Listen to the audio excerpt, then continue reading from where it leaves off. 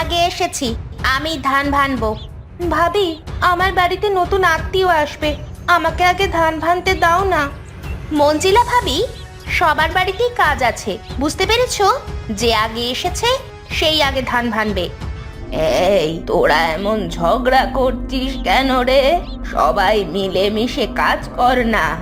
আমার নাতনি এসে যদি দেখে তোরা ঢেকি নিয়ে ঝগড়াঝাটি করছিস, তাহলে তোদের আর আজ ধান ভানতে দিবে না। মা ঠিক বলেছে মনিকা ভাবি, তাছাড়া মেয়েটা ঢেকিটাকে যে কত ভালোবাসে সেটা তো তোমরা জানো। আচ্ছা রিমু ভাবি, শিমু আসার আগেই আমরা আমাদের কাজ শেষ করে নিচ্ছি।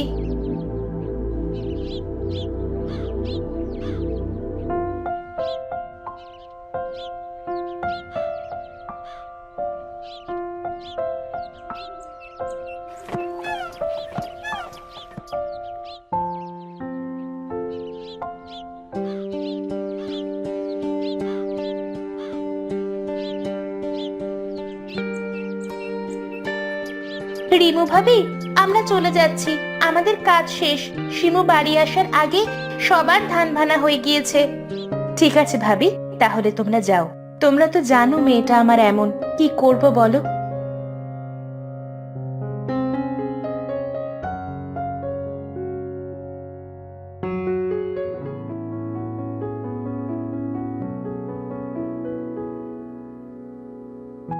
মা, ও মা, গিন্নি, ও গিন্নি, কোথায় গেলে সবাই? কি হয়েছে? ডাকছিস কেন বাবা?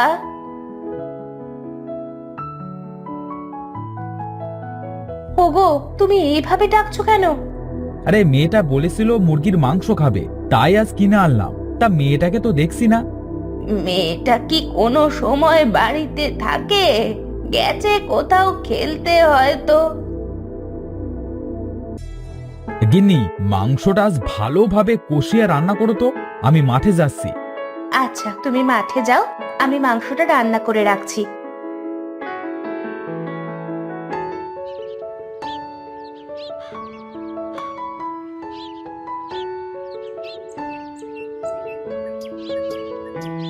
দিদি ভাই, তুই বাড়িতে এসেছিস? দেখ, তোর বাবা তোর জন্য কত বড় মুরগি এনেছে। আমার কিচ্ছু চাই না দাদিমা, আমি এসব কিছুই খাবো না। কেন দিদি ভাই, খাবি না কেন? আজকে আবার আমার ঢেকিতে করে ধান ভেড়েছে। আমি না বলেছি আমার কোনো জিনিসে কেউ হাত দিবে না। এমন করে বলতে নেই দিদি ভাই, সবাই মন্দ কথা বলবে। এই শিমু, তুই কি ঢেকিতে করে স্বর্গে যাবি নাকি? হ্যাঁ, যে ঢেকি নিয়ে এমন করছিস, যত সব ভালো লাগে না। এই মেয়েকে নিয়ে আর পারি না আমি। কি, ঢেকিতে করে স্বর্গে যাওয়া যায়? তাহলে আমি স্বর্গে যাব ঢেকিতে করে। দিদি ভাই, ঢেকিতে করে কখনো স্বর্গে যাওয়া যায় না। মা তো রাগ করে বলেছে, স্বর্গে যেতে হলে আল্লাহর দরবারে ভালো কাজ করতে হয়, সবার সাথে ভালো ব্যবহার করতে হয়। আমি এত কিছু বুঝি না, আমি স্বর্গে যাব বলেছি, যাবই। কি হয়েছে মা? আপনি শিমুকে এখনো কি বোঝাচ্ছেন? আর বলো না বৌমা, তুমি বলে যাবার পর থেকে দিদিভাই জেদ ধরেছে, ঢেকিতে করে সে নাকি এখন স্বর্গে যাবে, তাহলে কেউ তার ঢেকিতে আর হাত দিবে না। তাই ওকে বোঝাচ্ছি যে এমন করতে নেই। এমন করতে নেই মা, বেঁচে থাকতে তো স্বর্গে যাওয়া যায় না, মরার পরে স্বর্গে যেতে হয়। জিদ করিস না শিমু।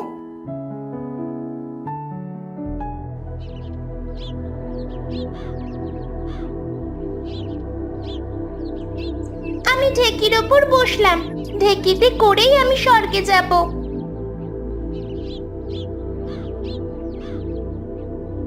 হ্যাঁ, আমাকে কিছু সাহায্য দাও মা। আপনি এখানে বসেন, আমি সাহায্য আনছি।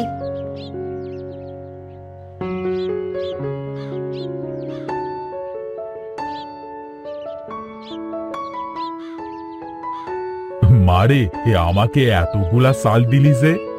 চাচা, আপনাকে দেখে তো মনে হচ্ছে আপনার শরীরটা বেশি ভালো নয়, তাই বেশি করে চাউল দিলাম। এগুলো বিক্রি করে ওষুধ কিনে খাবেন আপনি। মা, ওটা কি তোমার মেয়ে? ও কি বলছে? হ্যাঁ চাচা, ওটা আমার মেয়ে, জিদ ধরেছে স্বর্গে যাবে। অনেক বোঝাচ্ছি আমি আর আমার শাশুড়ি মিলে, কিন্তু কোনো কাজই হচ্ছে না। আসলে আমার মেয়েটা একটু অন্যরকম, কাউকে কিছু দিতে চায় না। আমাদের বাড়ির ঢেকিতে সবাই ধান ভানতে আসে, সেটাও সহ্য করতে পারে না। চলো তো মা, তোমার মেয়ের কাছে দেখি কি করা যায়।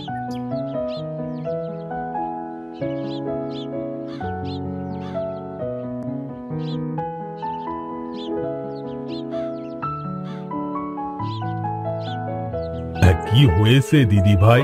তুমি ধান ভানা ঢেকির উপর বসে আছো কেন?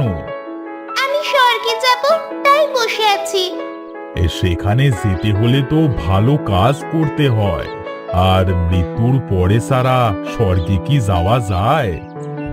আমি আমার জিনিস কাউকে দিতে চাই না, তাই আমি স্বর্গে চলে যাব আমার ঢেকি নিয়ে। কেঁদো না দিদি ভাই, আমি তোমাকে স্বর্গে যাবার রাস্তা করে দিচ্ছি।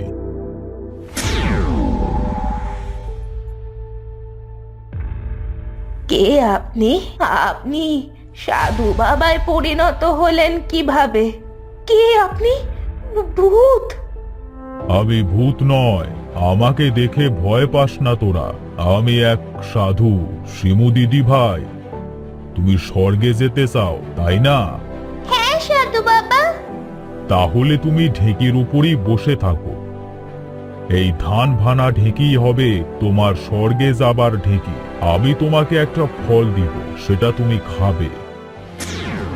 সাধু বাবা, এই ফল খেলে কিছু হবে না তো? তুই চিন্তা করিস না, তোর মেয়ের কিছুই হবে না। তোর মেয়ের খুব ইচ্ছা, সেটা পূরণ করে আসুক।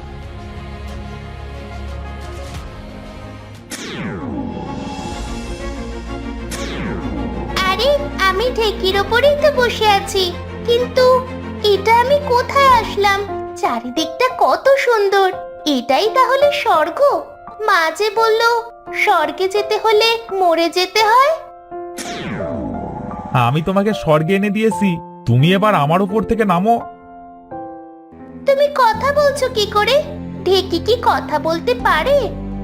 এখানে সব কিছুই কথা বলতে পারে। এখানে তুমি অদ্ভুত অদ্ভুত জিনিস দেখবে। তোমাকে আমার স্বর্গে এনে দেওয়ার কথা ছিল, আমি এনে দিয়েছি। এখন তুমি দেখো ভিতরে ঢুকতে পারো কিনা। আচ্ছা, তুমি থাকো, আমি গেলাম।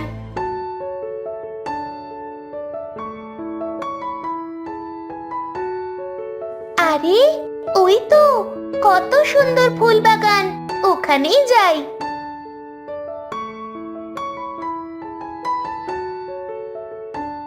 কে তুমি? কেন এসেছো এখানে? ফুল বাগানের ভিতরে তুমি ঢুকতে পারবে না।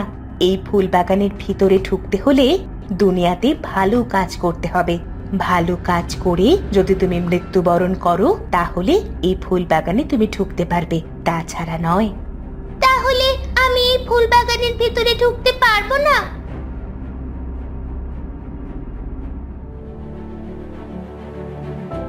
আরে, কত সুন্দর ফলের বাগান, দেখি ওখানে যাই।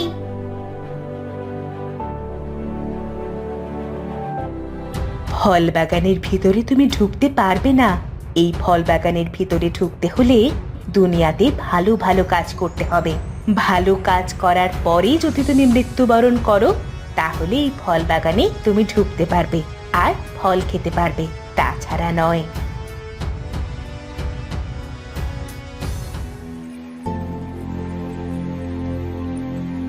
মধুর নদী, তা আবার হয় নাকি? এই নদী থেকে একটু মধু খেয়ে দেখি তো কেমন। এই মধু তুমি খেতে পারবে না শিমু।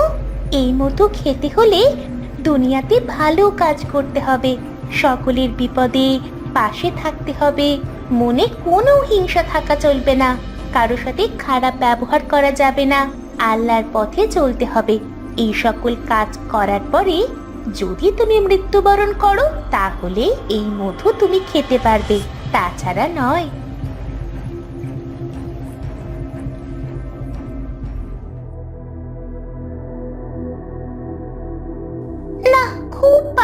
তৃষ্ণা পেয়েছে, আর যে হাঁটতে পারছি না। এই গাছের নিচে একটু বসে নি। তুমি এই ছায়ায় বসতে পারবে না শিমু। এই ছায়ায় বসতে হলে দুনিয়াতে ভালো কাজ করতে হবে, সকলের বিপদে পাশে থাকতে হবে, মনে কোনো হিংসা থাকা যাবে না, কারোর সাথে খারাপ ব্যবহার করা যাবে না, আল্লাহর পথে চলতে হবে। এই সকল কাজ করবার পরে যদি তুমি মৃত্যুবরণ করো, তাহলেই আমার ছায়ার সুখ কেমন সেটা জানতে পারবে, তাছাড়া নয়। আমি এখানে আর থাকবো না। আমি বাড়ি যেতে চাই, কিন্তু আমি বাড়িতে যাব কিভাবে? স্বর্গ সত্যি অনেক সুন্দর, কিন্তু এটা আমার জন্য নয়। কেন, তুমি স্বর্গে থাকতে চাও না? না, আমি এখানে আর থাকতে চাই না। আমি মায়ের কাছে যেতে চাই। আমার খুব পানি তৃষ্ণা পেয়েছে। এই নাও পানি। তুমি কি এখন স্বর্গে থাকবে না বাড়িতে যাবে? আমি এখানে থাকবো না, আমি বাড়িতে যাব। এই নাও তোমার ধান ভানা ঢেঁকি। এই ঢেঁকিতে করে যেমন স্বর্গে এসেছিলে তেমন বাড়িতেও চলে যাও। আর এখন থেকে কখনো হিংসামো করবে না, বড়দের সম্মান দিবে, কারোর সাথে খারাপ ব্যবহার করবে না। ঠিক আছে, আমি এখন থেকে সম্পূর্ণ ভালো হয়ে যাব, কারোর সাথে খারাপ ব্যবহার করব না।